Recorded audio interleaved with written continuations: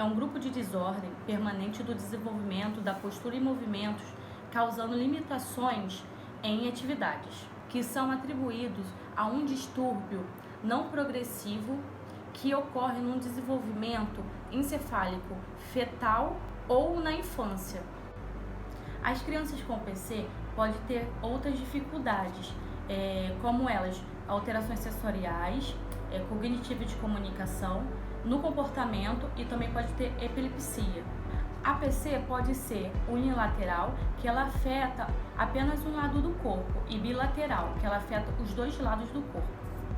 Na unilateral, chamada também de hemiplégica, a metade do corpo é afetado, mas o que mais compromete é os braços. A PC bilateral também é conhecida como diplégica. As pernas são mais afetadas, mas pode ter alguns comprometimentos nos braços. Nos casos em que os braços e as pernas estão assim como o tronco, podemos utilizar os termos quadriplégica ou tetraplégica. Sobre a realidade virtual, devido às dificuldades motoras e sensoriais, é fundamental o potencial para o uso da realidade virtual com intervenções em crianças com paralisia cerebral tem perspectiva nova e eficaz para melhorar a autocompetência e o desempenho motor. Entendemos por realidade virtual a tecnologia computadorizada que proporciona um feedback sensorial artificial em um formato que o usuário obtém experiências semelhantes a atividades e eventos que acontecem na vida real, além de proporcionar aprendizagem motora nas 3 dimensões do espaço, correspondente ao movimento que se realiza no mundo real. O objetivo desta tecnologia é recriar ao máximo a sensação da realidade para uma pessoa, levando-a a adotar a interação com uma de suas realidades temporais. Com o feedback imediato e as medidas objetivas dos movimentos, como por exemplo, velocidade dos membros, amplitude dos movimentos, taxa de acerto ou erro, pontuações em jogos, entre outros. Além disso, proporciona estimulações multissensoriais que é de extrema importância na reabilitação dos indivíduos com paralisia cerebral, acarretando também em benefícios para o desenvolvimento motor e cognitivo. Com vantagens de pacientes com paralisia cerebral, o estímulo e as funções cognitivas básicas, tais como atenção, concentração, memória, planejamento, cálculo, entre outras atividades que se relacionam àquelas que realizam durante os jogos. A realidade virtual surgiu com o desenvolvimento de simuladores de voos para a Força Aérea Norte-Americana, logo após a Segunda Guerra Mundial. Em seguida, a indústria de entretenimento se tornou a maior propaganda promotora de desenvolvimento tecnológicos dessa área. O primeiro lançamento de indústria de entretenimento foi o Sensorama, patenteado em 1962. Embora não tenha tido sucesso comercial, tal dispositivo que possibilitou que os primeiros trabalhos científicos sobre a realidade virtual fossem produzidos.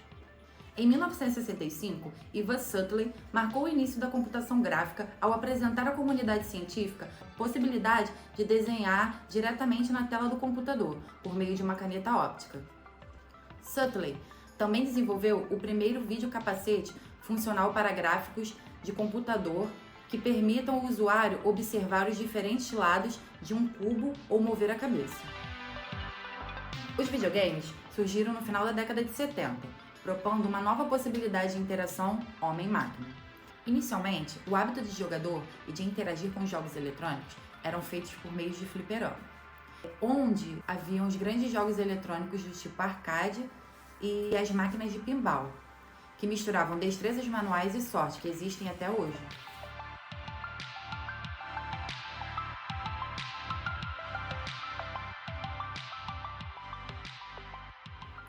Anos mais tarde, nomes como Atari, Odyssey, Intellivision surgem para fichar de vez com a cultura de jogos eletrônicos por prática de lazer.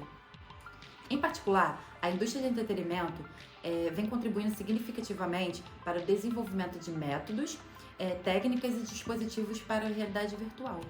A indústria de videogames, por exemplo, tem contribuído com melhorias de recursos interativos, sonoros e gráficos que são cada vez mais importantes aos demais projetos na realidade virtual. Paralelamente, a Certainly Matter Group desenvolveu a realidade artificial por meio de combinação de computadores e sistemas de vídeo. Em 1975, apresentou o VideoPlace, um sistema de vídeo capaz de computar imagens participantes e protegê-las na tela.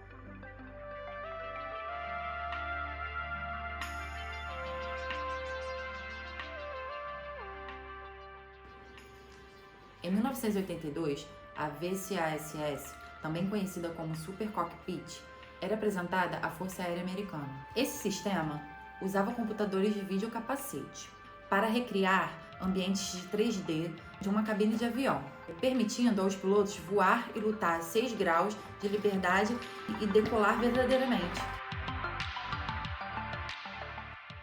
Em 1984, Michael McGriven começou a trabalhar no projeto Vivid, no qual os sistemas de áudio e vídeo foram montados sobre uma máscara de mergulho com 2 visores de cristal líquido e pequenos alto-falantes acoplados. Em 1985, Scott Fitch adicionou a este projeto luvas de dados, reconhecimento de voz, síntese de som e dispositivos de feedback tátil.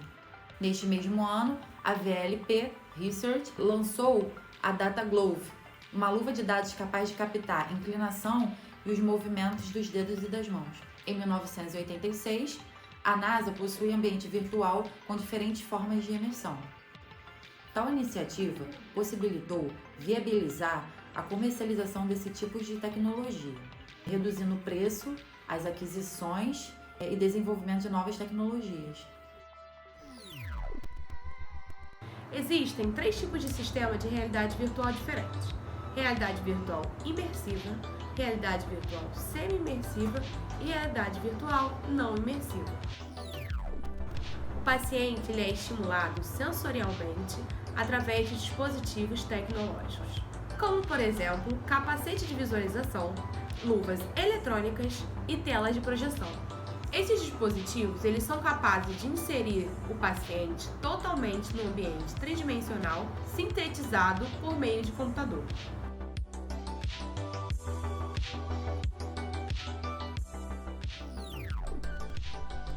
É utilizada para definir as aplicações através de dispositivos mais simples, como monitores de vídeo com óculos polarizados. Tais ambientes não proporcionam imersão total, pois o usuário observa o mundo virtual ao mesmo tempo em que observa o mundo real, que circula este dispositivo de visualização. Isso impede que o usuário se sinta completamente imerso dentro do ambiente virtual, já que o dispositivo não é capaz de isolá-lo das influências externas que ocorrem ao seu redor.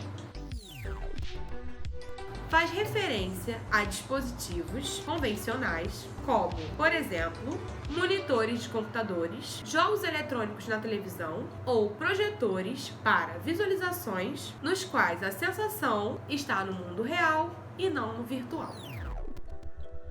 É a opção mais barata em relação às anteriores. Nela inclui o Nintendo Wii, o Xbox e o PlayStation Move. É a capacidade do indivíduo realizar movimentos ativos com o jogo. Dentre as diversas possibilidades atuais de videogames, o mais vendido até o momento foi o Nintendo Wii. Enquanto fabricantes fizeram inovações em seus sistemas de geração gráfica, melhorando a velocidade do processador, a Nintendo criou um sistema que mudou a essência de como os videogames são jogados. O que diferenciou o console da Nintendo dos demais videogames é o controle remoto, ou o Wii Remote. Ao movimentar o controle, os movimentos do jogador são captados e transmitidos por uma barra de sensores. Ao apontar o controle para a tela, a barra de sensores pode triangular e inferir suas posições e alinhamento, possibilitando desenhar um curso na tela. Funciona como uma espécie de mouse aéreo. O Wii Remote possui um sistema de vibração e pequeno alto-falante capaz de emitir sons de uma maneira mais simples e mais próxima ao jogador. Assim, os movimentos físicos do usuário são refletidos na projeção, de modo que os movimentos virtuais sejam semelhantes àqueles empreendidos no plano material, como se o personagem do lado de dentro do jogo tivesse as mesmas reações e ações parecidas com a pessoa de que está portando o Wii Remote. Temos também o PlayStation Move. É um console da Sony que é uma combinação entre o sistema do PlayStation 3, a câmera do PlayStation Eye e o controle de movimento do PlayStation Move. A câmera do PlayStation Eye capta o movimento realizado pelo jogador com precisão e o traduz para o jogo imediatamente. O controle de movimento do PlayStation Move é composto por um avançado sistema de sensores de movimento, uma esfera que muda de cores dinamicamente e permite à câmera captar sua posição no espaço. O Xbox 360 Kinect possui um sistema de shaders, o qual permite diversos efeitos especiais durante o jogo, como reflexos de imagens e simular pequenos detalhes do corpo que aumentam o realismo virtual sem sobrecarregar o aparelho. Este novo sistema tem cerca de 23 cm de comprimento horizontal e possui duas câmeras, uma RGB e a outra infravermelho. A câmera RGB faz o reconhecimento facial perfeito do jogador que está em frente ao console. A câmera infravermelha, por sua vez, é responsável pelo reconhecimento dos movimentos e da profundidade. Além das duas câmeras, o Kinect possui um sensor de profundidade, que permite que o ambiente ao redor do jogador seja escaneado tridimensionalmente, microfone embutido, que além de captar as vozes mais próximas e conseguir diferenciar os ruídos externos de modo que o barulho ao fundo não atrapalhe o andamento do jogo. Também é capaz de detectar vozes de várias pessoas em uma sala. Com processadores e software próprios, é capaz de detectar 48 pontos de articulações do corpo humano, ou seja, possui uma precisão sem precedentes. Agora eu vou falar um pouco do artigo. Foi uma revisão sistemática, uma meta-análise de ensaios clínicos randomizados. A pesquisa foi feita com base em 19 artigos de ensaios clínicos randomizados. Alguns critérios usados nessa revisão sistemática foram participantes com idade entre o nascimento a 21 anos, comparou a realidade virtual com a terapia convencional. Os 19 ensaios estudados, a média de idade dos 504 participantes era de 4,6 a 12,1 anos de idade. A realidade virtual utilizada foi o XR Games, o Nintendo Wii, o Xbox, o PlayStation Move, com o Nintendo Wii sendo mais usado, que foi usado em 9 dos 19 artigos. A intervenção da realidade virtual durante todo o tempo do estudo variou entre 8 e 80 horas. A dose diária foi de 20 a 90 minutos, com a duração entre 4 e 20 semanas. Conclusão: a realidade virtual demonstrou um forte efeito na melhoria da função motora, na deambulação e no controle postural em crianças com paralisia cerebral.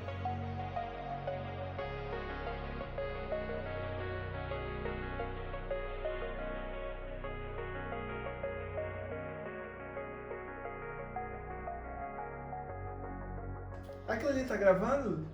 Bate palma. Vai. No mesmo período, a FICO desenvolveu o Red Motor. Eu esqueci o nome. Malted. Malted. Uma pérola. Pode ir. Peraí. Monitores que emitem sons. O hábito dos jogadores. Foi.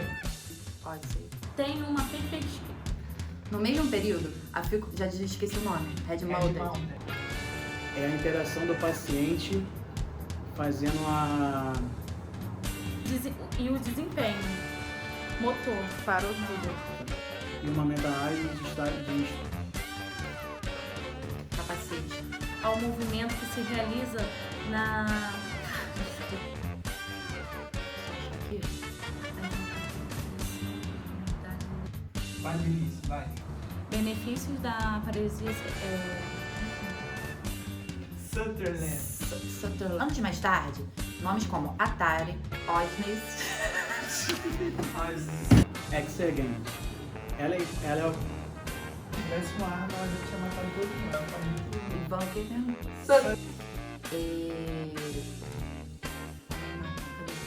Como é que é? Cockpit.